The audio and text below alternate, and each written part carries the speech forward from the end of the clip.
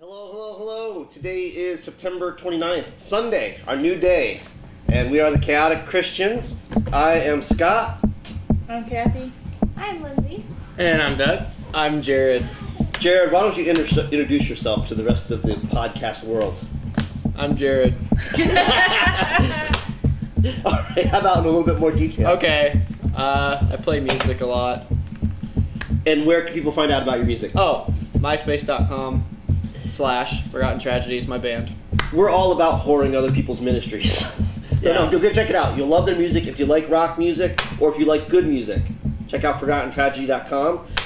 Doug could actually give us a little bit of insight. He used to be part of them before he... Yeah. Stuff. And, good to be. Yeah.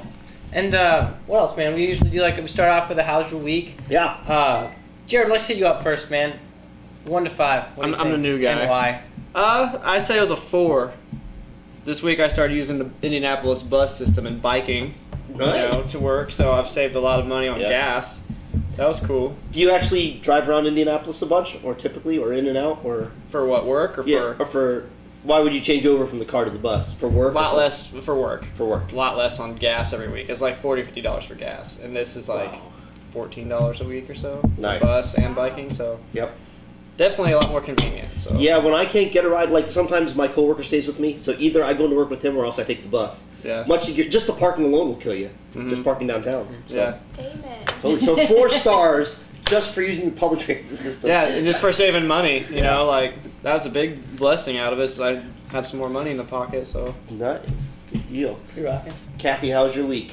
I'll go with 4 stars. I had a Yeah. good weekend, Labor Day weekend with my mom in Chicago, so that was really good. Yeah. And you haven't been on the podcast in a while, so you might want to tell people how your life has changed lately. You make it seem like there's something big. She's pregnant!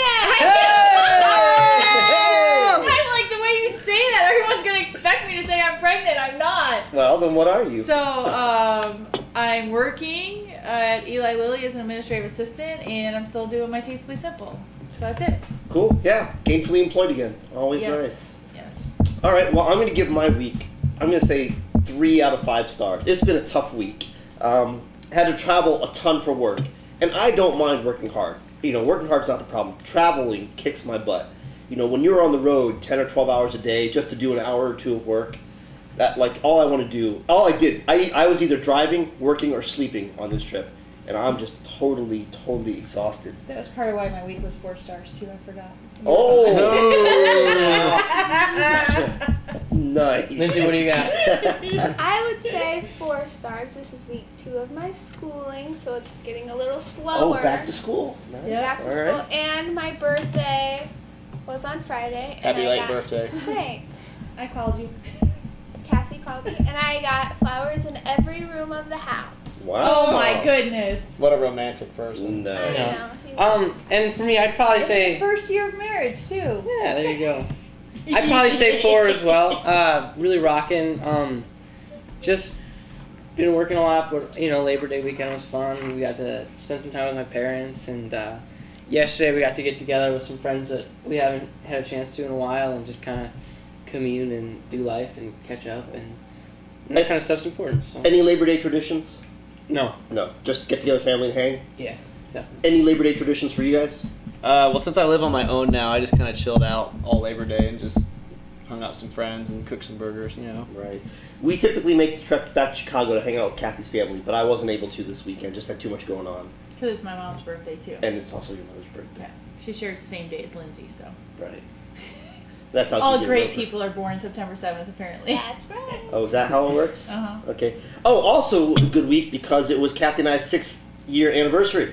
Yeah. Yep. So big deal there. All right. I think we should move to business here. Here we go. Typically, I think. Hang on. Okay. What the? Whatever you think. I don't know. Like this whole week, I think we're doing what? Like real positive feeling, and it's kind of where we want to hit just from the beginning, so everybody knows that in advance. And I think everybody's weeks have kind of showed that. Everybody's 4s or 5s, I think, is really encouraging because, sometimes we'll show up and be like, man, this week has been like a 1 or a 2 or something. So I don't know. That's cool with you guys and stuff. And as far as the ball and chain stuff. I think Lindsey and I have been doing a lot better and like kind of just getting more focused on like what's important and what's not. And I don't know if we've had Lindsey on the podcast since you guys have gotten married. Have we? I think so. Have we? I don't know, but just really kind of getting scheduling stuff is important, and like constant frustration trying to find a church is still going on. Yeah. And And all I want is a puppy. That's all I want. yeah, He just so doesn't understand. I don't know, just stuff like that. Nice. Good deal. Just kidding. Just kidding. Excellent. All right, so let's move into the check it out section. Every week we find cool stuff because we have tons of time to waste, and we just want to share the cool stuff that we find with you. So where should we start? I'll go first. Okay. All right, my check it out, and my screen just went black on me. Why's it got to be a black thing? Because it was dark. My check it out, I heard on a program that Moody does, Midday Connection, and they're doing, in conjunction with Bright Hope International, they're doing med packs for Africa, and it's just to help people in Africa just with some of their basic medical needs, just Band-Aids, things we take for granted, rubbing alcohol, toothbrushes, those types of things. So it's brighthope.org, and on their front page you'll see a thing that says MedPack, and you can click on there and you can check it out and see if you want to participate in it. Good deal. My check it out for the week is a book. It is called The God Delusion, and it is written by a guy, I can't think of his name right off the top of my head. This man is not just an atheist. This is a man who is a scientist who's looked at the evidence and has decided that all people of any faith are all deluded. So if you're a Jewish person and you don't believe the Messiah's come yet, you're delusional. If you're a Buddhist and you believe reincarnation, you're delusional. His thing is evolution, is everything, the Big Bang, relativity, that explains everything. And not only does he believe that we're all deluded, but he's made it his personal mission to convince us all that we're deluded. And I think it's important for people of faith to know what people who are against people of faith are thinking. And not from my mouth, because what do I know about, the atheist life or the atheist mindset? But find out about this stuff from the people who believe this stuff. And pick up this book because for as venomous and angry as the tone is, he's an extremely smart guy with a lot of interesting ideas that are certainly worth investigating, if for no other reason than to just explore your own faith. So it's called The God Delusion, and you can pick it up Amazon.com or anywhere else. My check it out, local as always, is Conner Prairie. I really want to go. And it's like a live history museum thing. Mm-hmm. I'm really excited to go.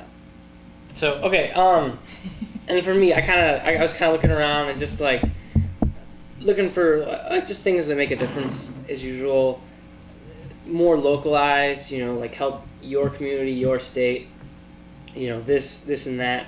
And, I was just out at like the dollar store or something like that, and they have an option, give to Gleaners is what it's called, and they have a website.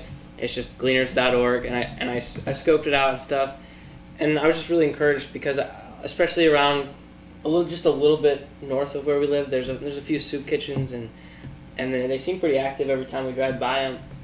And Gleaners is this organization that just gets food from like Kroger and Marsh and also just local donations, and kind of puts it upon themselves to have all these people that just through their ministry just kind of spread all this food to the right people at the right time, like whoever needs it. And I don't know, I just found it like super sad, but also encouraging like that, like this needs to be done, but encouraging that it is. And I don't know, just check it out, and I don't know. So Gleaners.com, Gleaners. Gleaners.org. Right. They're not out to sell anything. It's a good deal. Organization only, man. And Jared, you got anything? If not, I have a cool totally check it out. Cool. As I mentioned earlier, as I like to bike and use the bus for work, Indianapolis is a great bike town. So if you're really into biking, you can cover downtown really quick. There's a trail called the Monon Trail, Greenway Trail. It starts on the north side and goes right through town. And also like the Fall Creek Parkway is a good bike thing. So if you're into biking, check it out. check it out. Yeah. So Very nice. All right, crazy Christians. Every week we take a story out of the news, and we just kind of take a real look at ourselves as the church, and we understand why some people kind of go, that church thing, not so much. Kind of some bizarre stuff going on. This week I found a story about the Catholic Church is renewing their efforts to wipe out abortion in Italy. There was a recent case. There's this woman who was pregnant, and she had twins, and one of them needed to be aborted for health reasons. Right? I think the baby was already stillborn, and the doctors aborted the wrong fetus. Oh right. my goodness. And this story made huge news, and as a result, the church is stepping in and trying once again to get the government to change the laws about abortion, which in itself doesn't seem like a bad thing. You know, abortion truly is one of the modern tragedies, you know, that we deal with today. And not that I want abortion or anything like that, but I do think that when we think about spending money and time and changing the world for the sake of the cross, I wonder how much you can do by making abortion or trying to make abortion illegal. You know, I mean, does anybody? You said some things about it earlier. One thing. You caught me off guard. Yep. Lindsey said that. What, ultrasounds? Well, no, that somebody has to, right? Somebody's got to make the stand, right? Which is a good point. Somebody needs to make the stand. And I appreciate that. Like, I know sometimes I want to be that person that just says, I don't care what's popular or unpopular. There's right and wrong. And I just want to be the person who's always standing for right. But, I mean, how do you reconcile standing on the soapbox versus getting things done? Is there a happy medium, or do you just always choose the road of righteousness? All right, man. This is where I think we kind of line up. I usually am. The soapbox thing doesn't appeal to me idealistically or practically. I think that really getting stuff done any day of the week is better. And, like, I think there's a place for those people. I think the average person, though, it's not. Like talk radio, those people don't do anything. Yeah. They just tell everybody to do something, in essence, you know? Mm-hmm. Like, hey, be mad about this. Yeah. Go do something. And I think that maybe that's where the Catholic Church in this circumstance is doing a good job. But I definitely don't think we should be like, oh, well, you know, maybe we need that here, right in Indiana. You know, let's do something awesome in government and try to ban abortion even more so. And it's like, you know, there's people that are already doing that. Like, I think that you, Scott Wilder, or me, Doug Pierce, should be like, well, you know, focus your efforts somewhere else. Like I said, like things like homeless people's food or clothing or, you know, something that matters. What about, like, support your local pregnancy care center? Like, yeah, that's fine. Support those women who that do choose to keep it. Sure. You know, diapers, baby clothes, whatever. Yeah. You know? See, there's a lot of things to be done. I think instead of just whining and moaning and doing nothing practically. I mean, yeah. Because I think that's more of a problem. We mention this all the time. Is like, I'd rather go rent a movie than go out and do something productive towards somebody else, and that's really what matters. Is it's not me escaping from, oh man, I just worked all day, you know? Yeah. And I think if we just keep that attitude of like, hey, who can I care about tonight? You know, then I don't think we need to worry about like standing on these big issues of abortion or you know, legalizing whatever or not. You know what I mean? Yeah. I think one thing that's funny about the church getting involved with this whole thing is like, you know, they're standing up like abortion's wrong, end it, but they should maybe worry about like people's souls and salvation. And hopefully that, if they really want to fix abortion, maybe tell more people about Jesus first.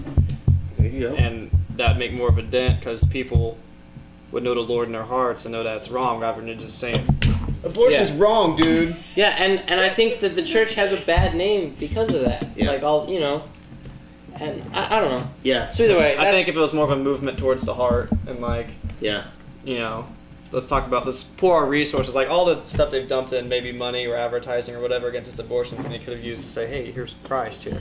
Right. So I think if they maybe did that first, you know, there'd be more people on this side of the table to fight abortion, because their hearts would be in the right place rather than just some guy saying abortion's wrong and they get all mad about it, I guess. Totally. Nicely put. Very nice. All right, well, I don't want to beat that horse too much. We talk about abortion. We seem to come back to it. I think it's really easy to relate to, I think, and everybody knows why. Yeah. But you were this weekend thinking about stories that affected us. How? Yeah, well, every week we kind of, in a lighthearted way, rail against modern Christianity because we believe that there are many stupid Christians as there are stupid people everywhere else. This week, and every now and then, we like to change things up and be a little bit more encouraging in our ministry and not just discouraging. So I thought what would be really nice, and by the way, we have over 2,000 listeners now on any given month. Once again, just kind of making ourselves transparent, letting you guys get to know us. I thought we'd share a little bit of our stories about high impact experiences in our lives that have impacted us and made us more into what we are today, are people who are passionate about what we do in Christ. So I don't know if anyone wants to go first with their story, or I can go first to kind of set the tone. Okay. all He's got you. notes. All right. Yeah. Okay. So anyway, when I was not a new Christian, I was I gave my heart to Jesus about a decade ago, but probably a year to me serving the church, I heard a phenomenal sermon series by Tony Evans. For those of you who don't know, he's a pastor down in Texas, Oak Cliff Bible Church, I think, Bible Fellowship maybe. But you can hear him every day on Moody Radio if you're a Moody Radio listener. And he gave a phenomenal sermon about identity. Not only who are you and who do you think you are and who do you want to be, but who do you belong to? Do you belong to God and do you live for the ministry of serving Jesus? Or do you just belong to yourself and your own pursuits of money and happiness and wealth and all that kind of stuff? And if you truly do believe that you belong to God, what does that mean as far as your life and how you need to change and how do you need to reprioritize and what obligations do you have for the sake of the cross? And once those realities started sinking in my life, that's when I was really able to start prioritizing and saying, okay, I could do everything and not do any one thing well. Or else I could really figure out what God's doing in my life, pursue those things vehemently, and make real change in this world. And so that was a real life-changing moment for me, for the better. And I thought maybe the rest of us could share those kind of moments. Man, I think for me, I don't know. I don't think I've had any really one defining moment, and I don't know if that's different or whatever, or even a few defining moments. I think just because I grew up more so, like completely actually, like just in the church environment, like with my parents and stuff, just kind of helping me out along the way. I think the past few years, since I've been out of the house or in college or this or that, it's kind of been like the real time where I kind of figure out, like what's really important to me per se.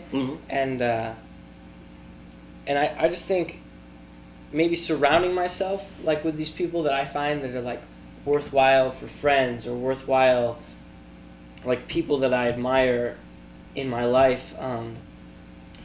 I think through that it makes kind of makes me want to be a better Jesus follower, and just seeing like just really opening my heart and like finding compassion, like when the rest, like a lot of people, like when you look outside and you're like, hey, there's all this poverty around, there's all this whatever.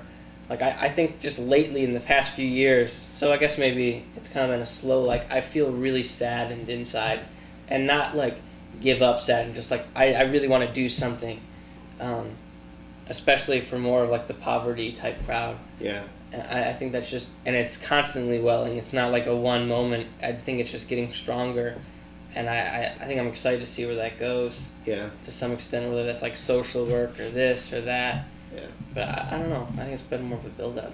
Yeah, like for you, leaving home and going to college and being on your own and defining yourself has been a really interesting process. Yeah, and like I said, I've had some really awesome like experiences where I've been like, wow, like God, this is something. But it's usually been more so by myself, whether that's just outside experiencing all these beautiful places, like I went to Mexico with Lindsey and we just built houses for these people that had houses of like old garage doors and like tarps, and it was just a different world, and that was really interesting. And then you just come back and you're like, man, there's a lot of people here that are having a rough time and this and that. So Yeah. I don't know. That's cool. Yeah, man. Kathie, you got anything? Yeah, I came up with something. I knew you. You always do. You always come through. Yeah, we were debating this before the podcast, and I was like, I can't think of anything. I was thinking of a sermon that was done at youth group by this great guy called Scott Wilder, and he did a sermon about Martha and Mary. Do you remember the Martha and Mary? I love the Martha and Mary sermon. Okay, so let me see if I can keep this straight. Martha was always busy doing everything, and Mary was sitting at Jesus' feet. And I'm more of a Martha, where I want to get things done and all that kind of stuff, and I'm trying to learn to be a little bit more of a Mary, where you sit and listen to God and what's going on, rather than always feeling like you need to serve. And I think that's part of, like, because the way I grew up, I mean, practically born at the church, and we were there all the time. So if you were at the church, you were serving, you were helping out. If chairs need to be put up after an event, you were there putting up the chairs and things like that. So Right. It's an interesting story, and my voice is cracking because it's hoarse. It's cute. Yeah. But every pastor that preaches about Martha and Mary always preach that Martha's bad and Mary's good. And that's not the story, and that's not what we're supposed to learn. Every time Jesus came to Jerusalem, he would stay at his friend's house. Martha and Mary were always the hostesses. And Jesus didn't come there just to have people, fawn over him. He could go anywhere and have people fawn over him. He came there because there was a comfortable bed, and there was warm food, and there was, a hot bath, and somebody that would let him put his feet up on a chair and just let him relax. And that was Martha. And Jesus needed that. He needed that ministry. And he needed Mary. He needed that person that would treat him as the Son of God and the Son of Man. And all of that was necessary.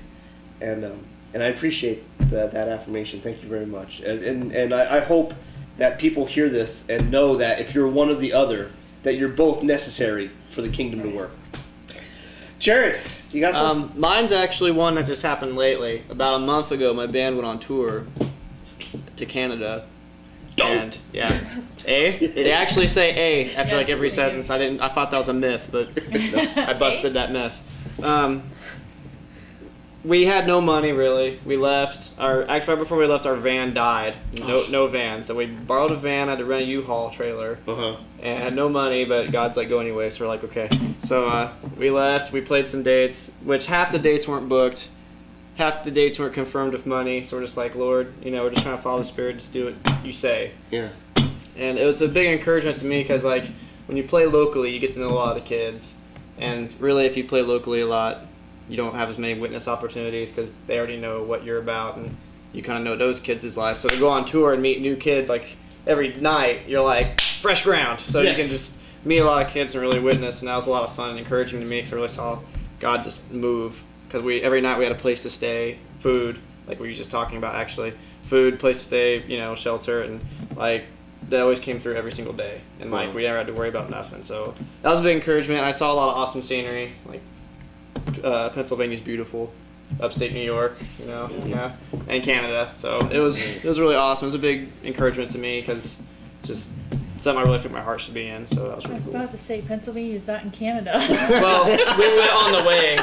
It's north-ish. Okay. We did like a U kind of thing, a broken U. But God exists in Canada too. That's right. Weird. We just thought it was a myth. All right, save the best for last. Lindsey Pierce. With the outline. With the outline. wow. Look at this. Look at that. Three quarters of an envelope. This better be good.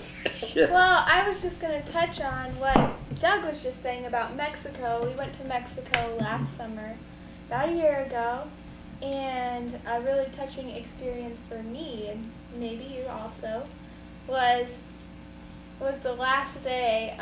We were building houses for a less fortunate family. They were living in like garage doors propped up on top of each other with tarps and dirt floors, and we were able to give them a cement floor, which they said was the most valuable part of their home, with a small little garage size for us home, which was shocking that we were just going to build a garage size house for us, and they were so grateful, weren't they? Yeah, it was definitely different and stuff. Like, and the families are just a lot warmer like it's not like, hey, thanks, give your hug for the new Porsche, Dad, Right. It's like crying, tears. And I was just gonna, like, when we gave them their keys, we each got to, like, hug them and, say thank you, or they say thank you. And this guy just gave me a hug, and it was, like, the best hug I've ever had in my life. Sorry. You get the best hugs. Like, we were just crying, and it was just the best experience because he was so grateful for this garage. I mean, Like as grateful as someone like on Extreme Makeover type thing. oh my Yeah. gosh, like, so grateful. And it was like the first set of keys that like we did for 3 of them. We each had groups, and like They had never had keys. they had never to a had keys house. to a house because it's just like a sheet, and so that was just, I don't know, it was definitely. Like, we had no idea what they were saying. They had no idea what we were saying, but they were so eager to learn our language. That spoke to me a little bit too because we're not so eager to learn their language when they are here. Right. Totally. Yeah, and I think something, especially lately, like what I've been thinking about, is the one thing that has really been something from Mexico, is everybody here hates Mexicans and hates not so much Mexicans but illegal immigrants right now. Okay. And It's like, no, it's true. No, America. Illegal immigrants, yeah. Like they don't like the people just come in. They don't like illegal immigrants, but I think people are very sour to immigrants in general because of job reasons and stuff. And if you disagree, that's totally okay. And, sorry if you're an illegal immigrant, But, and I think that it really opens your eyes to be like Jesus wouldn't care if you live south of the border or north, Right. in like really poor Tijuana or like really awesome San Diego. And it's crazy just to step over the border, and it's that different, and we ostracize them just from our hearts almost as a country, just because of well, you might be stealing our job and this and that, and it has importance, I think, and sometimes I'll get riled up about that kind of stuff, but really in the end, like when you get a hug from a family, Yeah. and that father that works 12 hours every day for the rest of his life, gives you a Walks to hug, work. walks to 2 work, hours. 2 hours to work, Yeah, and then yeah. works 12 hours and hugs you and cries because of it. Like, Wow. I think those things about immigration and jobs and this and that don't really matter at all. Yeah. So I think, I don't know, I think that was important. Yeah. I'm very encouraged that every single story I heard today was a story about changing real lives. Like we love getting here and recording this and talking to other Christians and non-Christians because we know you're out there as well, listening and watching to see what the young church is like. And we love talking and understanding and learning, but at the end of the day, our hearts are really about changing hearts and minds and changing lives. Not for our own sake, but because we believe so much that God, wants to show His love through that. And so it's good stuff, good, powerful stuff. So every week we close by doing some housekeeping, but I'm really excited this week. I'm excited because Jared's here, and hopefully Jared stops by more often. Yeah. Because that was some good stuff that And he had. they have a huge cake here. Yeah. It's a party today! But we have voicemail. We got voicemail. We've got voicemail. Oh, that is which, impressive. I'm very excited about this. So let me see if we can't get this working. No problem, won't work at this point. So yeah, leave us more voicemails and email us and all that. He's gonna play one. Voicemail. Yeah, I'm going to play it. The number is 317-468-9199. And somewhere in the voicemail, let us know that it's okay to use it. So this one is so old, though, I forgot what it says. So, Thank so this you, could be a little crazy, exciting. Chaotic Christian. Might This is Ashley from Chicago. Just wanted to say great job with the podcast. I absolutely love it. I listen to it every week, and it just rocks my socks. So before I ramble, please feel free to use this on the podcast. That's totally kosher with me.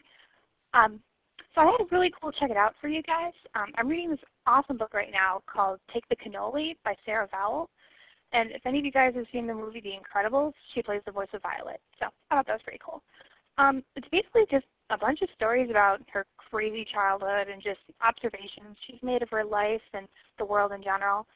And she's not a Christian writer per se, but she does have a ton of great anecdotes and just observations she's made.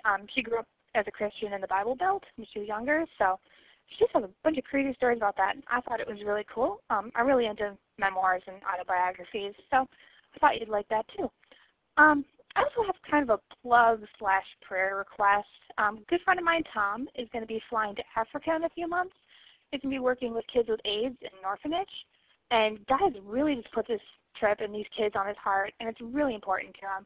So if you guys could, just keep him in your prayers that he can get all the finances that he needs together and that he can make this happen. And just that he stays safe and he can, touch a lot of people while he's there.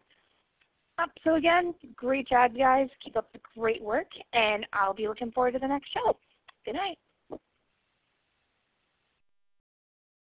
But we have one more voicemail as well. Oh, that was really sweet. That was Hello, you guys my rock name's my Tim. socks off. I live in Yeah, California. that's a compliment. I just wanted to say you guys rock. You can use my voice on the podcast if you need to. And keep up the good work. Thanks a lot. I just discovered you guys, and pretty cool. Peace.